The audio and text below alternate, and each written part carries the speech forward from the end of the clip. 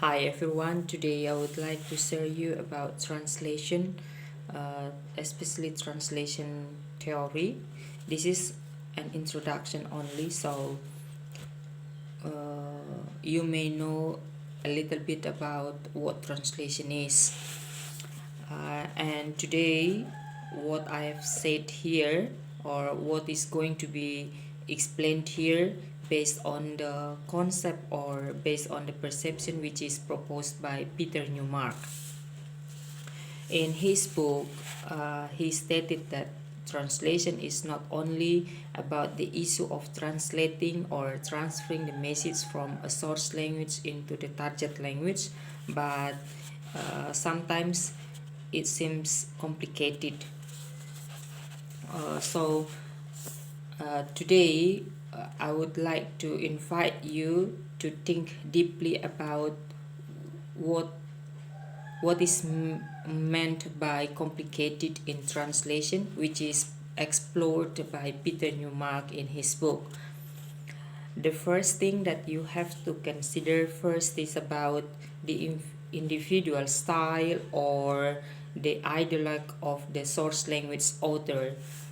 I mean that, or which is meant by Peter Newmark here is the author or the writer of the text. Absolutely, he or she has their own perception and own knowledge, own experience in exploring their idea in the text.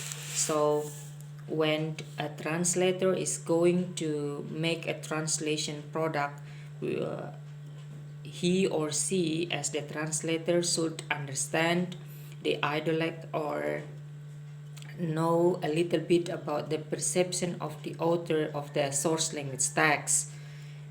Either it is about preserved or normalized, because in doing translation, the most important thing or the main target of the translator is rendering message from the source language into the target language. The second point, which is uh, categorized as the complicated factor in translation point of view, is about the conventional grammatical and lexical usage for this type of text depending on the topic and the situation. Means that the translator, when he or she is going to make translation product, automatically he or she should uh, consider about the grammatical point of view, either from the source language or the target language, because the grammatical and the lexical usage also influences the way of translating the message from the source language into the target language. And the third point, which is meant by Peter Newmark in his book regarding to the translation theory, is about the content items referring specifically to the source language or target language. Example, not source language or target language culture. So as a translator, he or she also understand about the culture, uh, either in the source language and also the target language, where the source language is going to be translated, because sometimes in specific topic, for example, or specific time, the translator, I mean that the translator should know the culture point of view, which is, or the culture items, the culture terms, which is brought by the source language text. And the fourth point is about the typical format of the text in a book, or it is periodical or newspaper, etc., as influenced by the translation at the time. For example, when the translator is going to make a translation product from source language into the target language, automatically he or she should consider about the type of the text.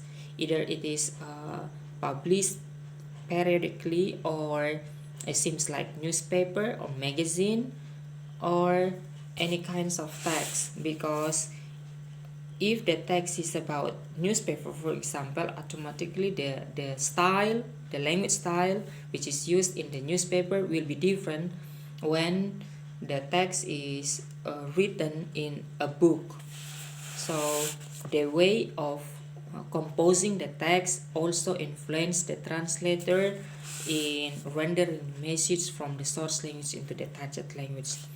That's why, based on the concepts or based on the perception which is proposed by Peter Newmark in his book, translation is sometimes translation can be say or categorized as simple one, but in another side translation can be complicated, because it is not only the issue of rendering message from the source language into the target language, but it closely related to the type of the text, the language style, the culture point of view, either from the source language and the target language, grammatical conventional grammatical, and also the lexical usage in the source language. And the another one or another point of view which is categorized or make the translation is more complicated than the other theory or another language applied linguistics, is about the expectation of the readers. So when a translator is going to translate a source language into the target language, the first thing that the translator should understand, what is the expectation of the text proposed by the author. So finally, the translator can decide that or this is the purpose of the text, and this is the expectation for the readers in the future after reading the text. So the translator can make another the specific purpose which is similar to the specific purpose which is willing by the author or the writer of the source language.